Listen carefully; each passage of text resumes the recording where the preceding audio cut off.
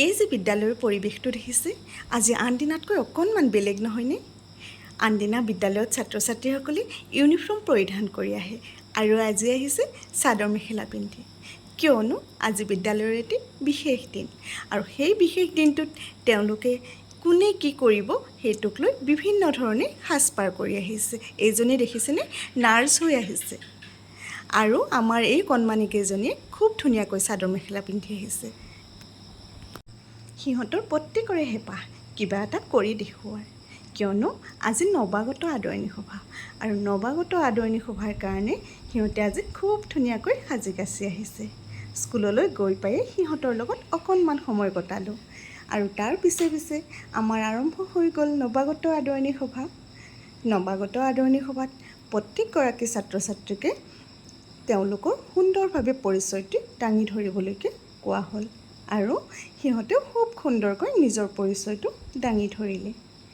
নিজৰ পৰিচয় দাঙি ধৰাৰ পিছে পিছে আমাৰ শ্ৰদ্ধাৰ জালালুদ্দিন আহমেদ ছাৰে সকলোকে এটি এটি কলমেৰে সম্বৰ্ধনা জনালে আৰু আমাৰ নতুন বিদ্যালয়খনলৈ তেওঁলোকক স্বাগতম জনালে। ইয়াৰ পিছে পিছে আৰম্ভ হ'ল আমাৰ শিক্ষক শিক্ষয়িত্ৰীৰ ভাষণ আৰু আমাৰ বাইদেউ ৰিমজিম চহৰীয়াই খুব সুন্দৰকৈ ছাত্ৰ ছাত্ৰীসকলক উদ্দেশ্যি এটি ভাষণ প্ৰদান কৰিলে। তাৰ পিছে পিছে ভৱেশ শৰ্মা ছাৰ